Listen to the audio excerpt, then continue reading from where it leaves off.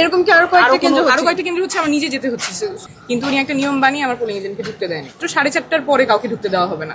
Polling agent আসার পর ওনাকে বলা হয়েছে ঢুকতে দেওয়া হবে না। তারপর আমি যখন প্রথমে জিজ্ঞেস করলাম, বললো না আমি তো এই কথা বলি নাই, বাট সিকিউরিটি ফোর্স এসে বললো যে না উনিই মানা করেছিলেন যে অ্যালাউ করা হবে না। কিসের ভিত্তিতে যখন জিজ্ঞেস করলাম কেন অ্যালাউ করা হবে না, উনি বলছে সময়ের পরে। কত সময় পরে অ্যালাউ করা হবে না এরকম কোনো বাধ্যবাধকতা নাই, কোথাও নিয়ম নাই, কিন্তু উনি একটা নিয়ম বানিয়ে আমার পোলিং এজেন্টকে ঢুকতে দেয়নি।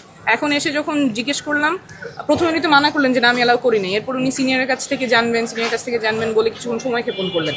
বাট পরে আমারই নিজে ইলেকশন কমিশনের একজন অফিসারের কাছ থেকে এসে জানানো লাগলো যে এরকম কোনো বাধ্যবাধকতা নাই, শুধুমাত্র 4:30টার পরে কাউকে ঢুকতে দেওয়া হবে না। অথচ সকাল, এখন তো আপনারা জানেন সকালবেলায় আমার পোলিং এজেন্টকে ঢুকতে দেওয়া হয়নি, এতক্ষণ ওরা কাজ করতে পারে। এরকম কি আরো কয়েকটা কেন্দ্র হচ্ছে আমার নিজে যেতে হচ্ছে।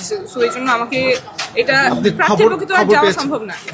খবর পেয়েছি বিভিন্ন জায়গায় আমাদেরকে ঢুকতে দেওয়া হচ্ছে না এবং বানানো নিয়ম দিয়ে। ঠিক আছে।